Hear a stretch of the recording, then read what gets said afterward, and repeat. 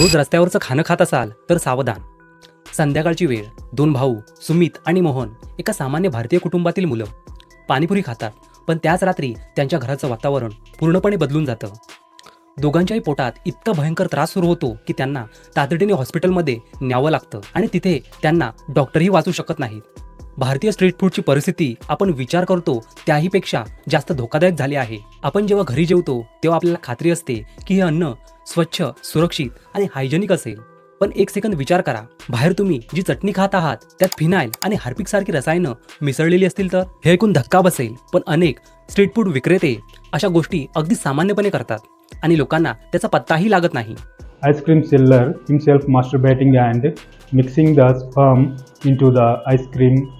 FSSAIच्या आकडेवारीनुसार भारतात दरवर्षी 4 लाखांपेक्षा जास्त लोक अस्वच्छ अन्नामुळे आपला जीव गमावतात आणि जगभरात अस्वच्छ अन्नामुळे मृत्यू होणाऱ्या देशांमध्ये भारताचा क्रमांक चीननंतर दुसरा लागतो. कोलकात्यामध्ये लालू चंगानी नावाचे एक कचोरीचे दुकान आहे. ते दुकान कचोरीसाठी प्रसिद्ध नाही तर ग्राहकांना शिव्या देण्यासाठी प्रसिद्ध आहे.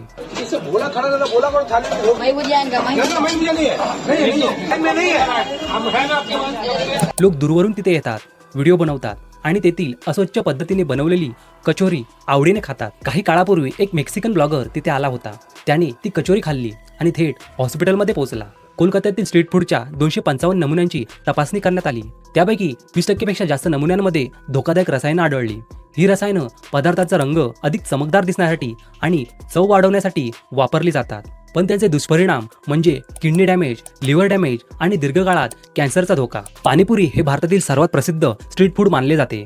पण कर्नाटकमध्ये जेव्हा 260 नमुन्यांची तपासणी झाली तेव्हा त्यातील 80 पेक्षा जास्त नमुने आरोग्यासाठी अत्यंत धोकादायक आढळले. त्यामध्ये असे कंटॅमिनेशन होते जे दमा, स्किन ॲलर्जी आणि मुलांच्या वाढीवर वाईट परिणाम करू शकतात. पण आता तर मार्केटमध्ये नवीन विचित्र ट्रेंड आले आहेत. Oreo pakoda, Maggi pakoda, chips dosa, मोमोजमध्ये थंड पेय मिसळणं.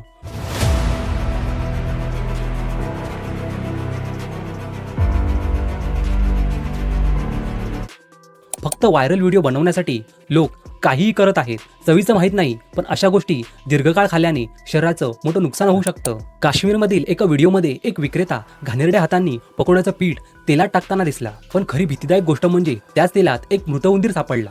जर कुणी तक्रार केली नसती तर त्याच तेलातले पकोडे लोकांना खायला मिळाले असते. झारखंडमध्ये 2 जण पायाने पीठ मळताना पकडले गेले आणि तपासात समोर आलं की चव वाढवण्यासाठी त्यामध्ये युरिया आणि हार्पिक सारखी रसायनं मिसळली जात होती. कोल्हापुरात तर एक विक्रेता पाणीपुरीमध्ये टॉयलेटचं पाणी मिसळताना पकडला गेला. त्याच्यासाठी ते फक्त पाणी होतं. तुम्ही 20-30 रुपयांमध्ये पनीर चाऊमिन, पनीर बर्गर अशा अनेक गोष्टी खाल्ल्या असतील, पण त्या पनीरचं खरं रूप तुम्हाला माहिती आहे का? अनेकदा ते खरं पनीर नसतंच. त्याला ॲनालॉग पनीर म्हणतात. हे पनीर बनवण्यासाठी व्हेजिटेबल ऑइल, स्टार्च आणि विविध केमिकल्स वापरले जातात. दिसायला ते अगदी खऱ्या पनीरसारखं असतं, पण त्यात पोषण मूल्य जवळपास 0 असतं आणि ते आरोग्यासाठी धोकादायक ठरू शकतं. सर्वात धक्कादायक गोष्ट म्हणजे भारतात हे ॲनालॉग पनीर बेकायदेशीरही नाही.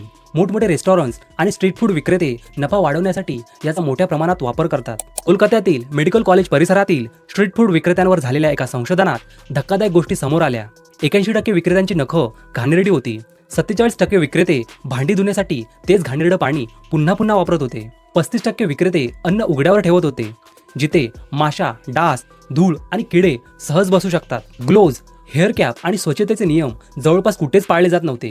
म्हणजे स्वच्छ आणि सुरक्षित स्ट्रीट फूड ही गोष्ट आता विनोदासारखी वाटू लागली आहे. पण आपण यापासून स्वतःला कसं वाचू शकतो? जर तेल खूप काळं दिसत असेल तर समजा ते अनेक वेळा वापरलं गेलं आहे. असं तेल शरीरात गेलं तर कॅन्सरचा धोका वाढू शकतो. पाणीपुरीचं पाणी शक्यतो स्वच्छ आणि पारदर्शक असायला हवं.